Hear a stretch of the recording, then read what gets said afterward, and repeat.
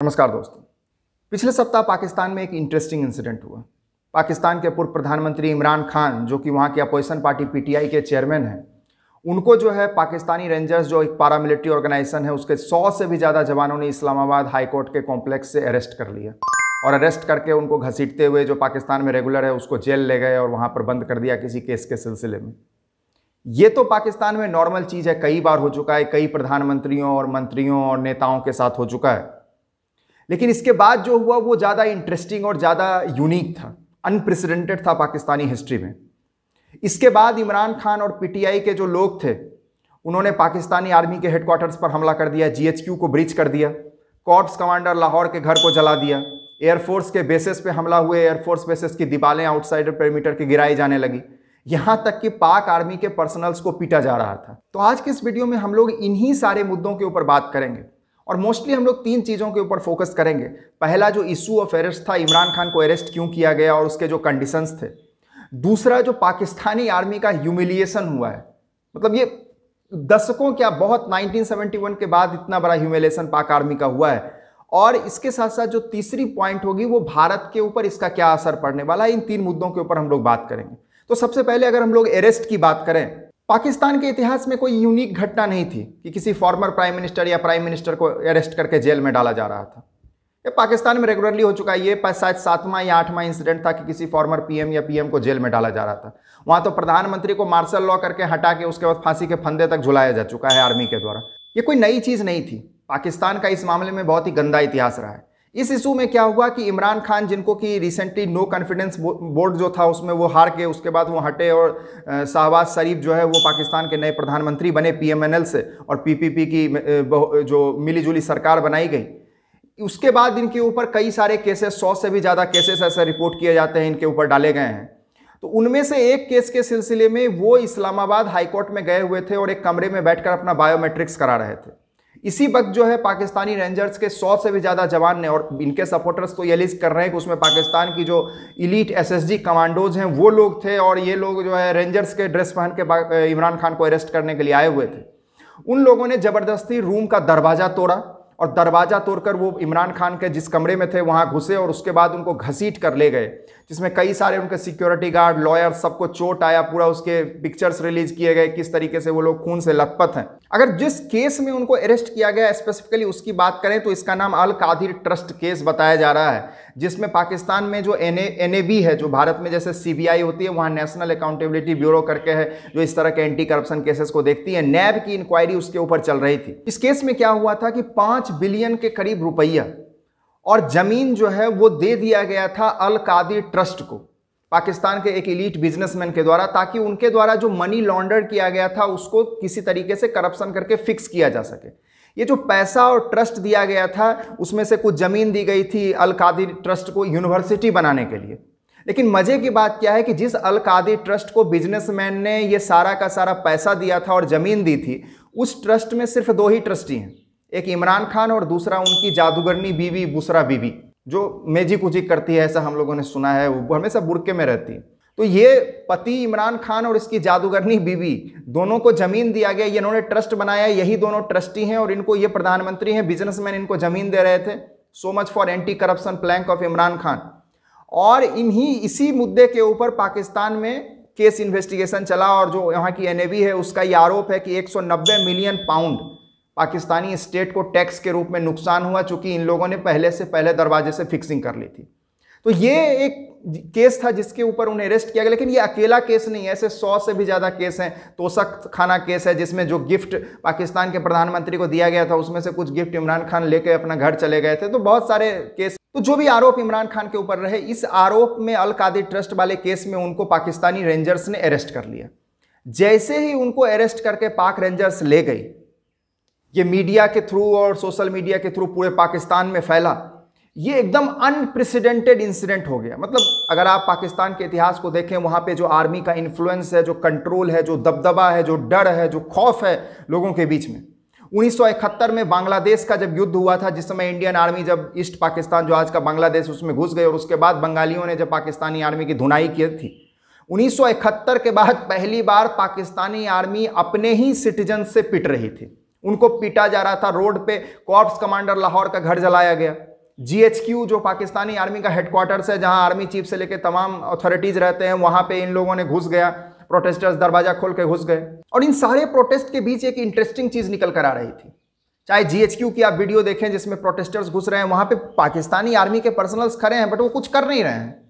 वो रोकने की भी कोशिश, गोली चलाना ये सब तो छोड़ दे, रोकने की भी कोशिश नहीं कर रहे हैं, वो बंकर में ऐसे खड़ा होकर देख रहे हैं। उसी तरीके का एक वीडियो रिलीज हुआ जिसमें कि लाहौर का जो कॉर्प्स कमांडर है जिसका घर जला दिया गया, उसके घर जलाने के पहले वीडियो रिलीज हुई। अभी जाके जब इंटरनेट पे बैन हटाया तो पता चला कि वहां पे वो नेगोशिएशन कर रहे थे प्रोटेस्टर्स के ऊपर। यानी कॉर्प्स कमांडर जिसके पास हजारों की संख्या में फोर्स होगी, वो अपना घर भी बचाने के लिए तैयार नहीं था। अभी की न्यूज आ रही है कि लाहौर का जो कॉर्प्स कमांडर था जिसने गोली नहीं चलाई और जिसका घर जला दिया गया, उसको शायद GHQ में अटैच कर दिया गया है। लेकिन जो सबसे इंटरेस्टिंग बात निकल कर आई कि पाकिस्तानी आर्मी ने चाहे जितने भी पाप किए हैं, उसके अंदर तो पॉलिटिक्स हमेशा से रहा है, लेकिन इस तरीके से कभी भी पाकिस्तानी आर्मी का पॉलिटिक्स बाहर उजागर नहीं हुआ जिसमें कि एक सेक्शन ऑफ आर्मी जो है पूरी तरीके से कंप्लिसेंट हो जाए। तो इस तरीके की जो चीजें अब निकल कर आ रही हैं कि जो पावर टसल है पाकिस्तानी आर्मी के अंदर, जिसमें एक धड़ा इमरान खान और एंटी इमरान है, तो इमरान एक पोलराइजिंग फिगर बन गए हैं, न सिर्फ देश के लिए अभी तो पाकिस्तानी आर्मी के लिए भी। और ये पाकिस्तान के आर्मी चीफ की चिंताएं बढ़ाने वाला है, क्योंकि ये उनका कंट्रोल जो वो असर्ट करेंगे, जो ISI के लोग, उसको ये खुली तरीके से चुनौती देगा और चुनौती दे रहा है। इमरान खान के साथ इतना अरेस्ट किया गया, उसको घसीट के जेल में ले जाया गया।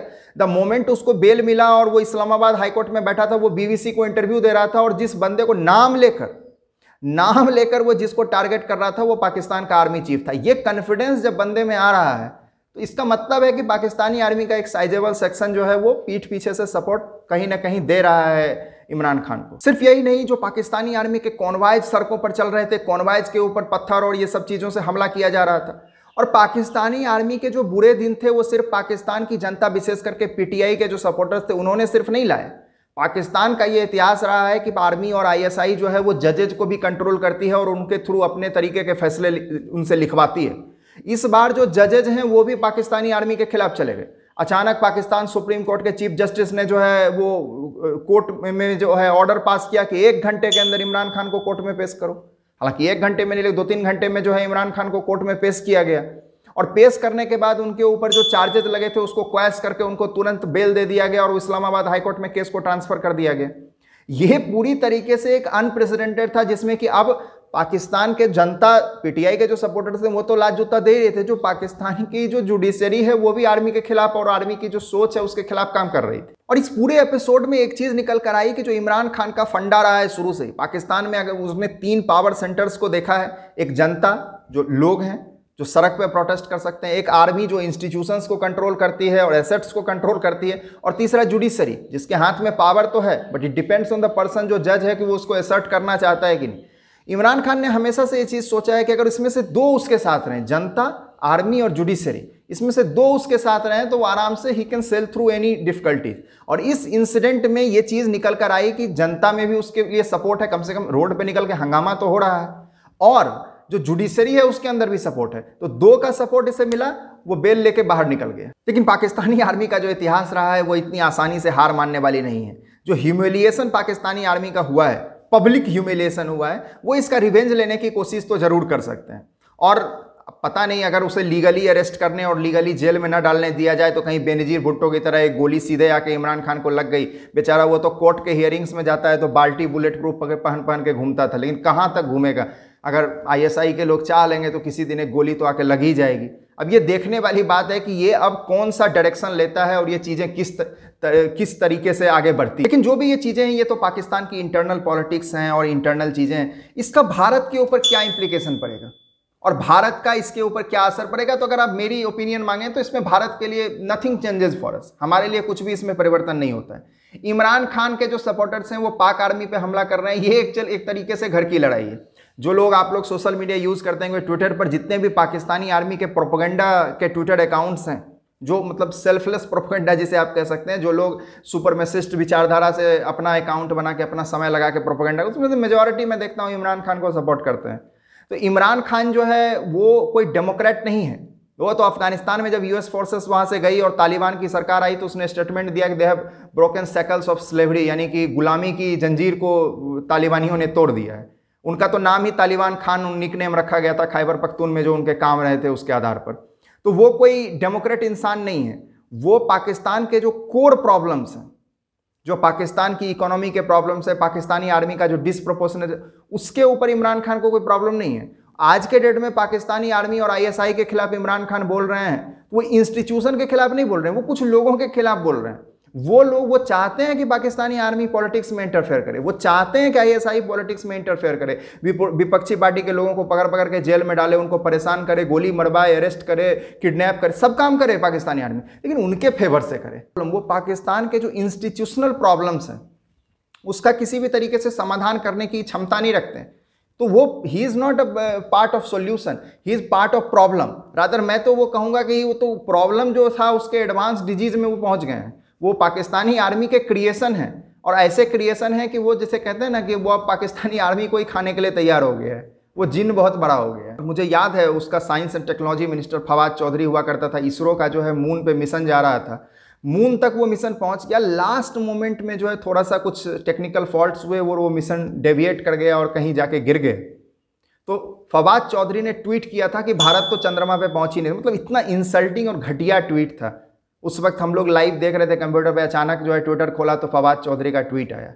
अरे हम चंद्रमा पे पहुंचे, ठीक है, जिस जगह पे नहीं चाहते थे वहां तक नहीं पहुंच पाए, लेकिन वो मून का जो चंद्रयान मिशन था वो आज भी कहीं ना कहीं चंद्रमा में पड़ा हुआ है। तुम कहाँ गए हो? और वही फवाद चौधरी जो है अभी अरेस्ट के डर से सुप्रीम कोर्ट के, वो टीवी में चल रहा है, सुप्रीम कोर्ट के बाथरूम में छिपा हुआ है, नहीं तो पुलिस उसको अरेस्ट कर लेगी, रोध हो रहा है। तो इमरान खान कोई सॉल्यूशन लेके भारत के संदर्भ में बढ़ रहा है, वो कुछ नहीं आने वाला, तो पाकिस्तान को और गर्ते में ले जाए। लेकिन ये सारे एपिसोड में जो सिल्वर लाइनिंग है, जो एक पॉजिटिव चीज हो सकता है हमारे लिए, वो ये है कि अगर आईएसआई और पाक आर्मी के जो मिलिट्री जनरल्स हैं वो इस तरह के इंटरनल डिस्प्यूट और इंटरनल कन्फ्लिक्ट्स में बिजी रहेंगे तो उनका ध्यान टेररिज्म, खासकर इंडिया के खिलाफ जो टेररिज्म वो फैलाते हैं, उस पर थोड़ा कम रहेगा।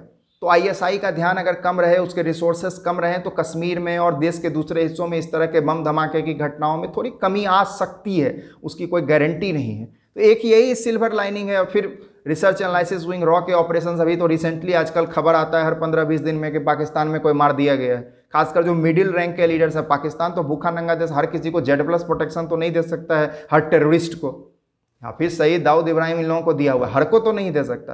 तो बेचारे जो मिड रैंक के लीडर्स हैं, ऐसे न्यूज़ आता है किसी दिन खालिस्तानी कोई मारा जाता है, कोई जिहादी मारा जाता है। तो इस तरह के ऑपरेशंस भी चलते रहेंगे क्योंकि पाकिस्तानी आर्मी और आईएसआई का ध्यान थोड़ा डाइवर्ट रहेगा। तो इसके अलावा मेरे ध्यान में तो और कोई सिल्वर लाइनिंग भारत के परिप्रेक्ष्य में तो आता नहीं है। यार इस मुद्दे पर आपके क्या विचार हैं, आप मुझे नीचे कमेंट सेक्शन में बता सकते हैं। बहुत बहुत धन्यवाद, नमस्कार।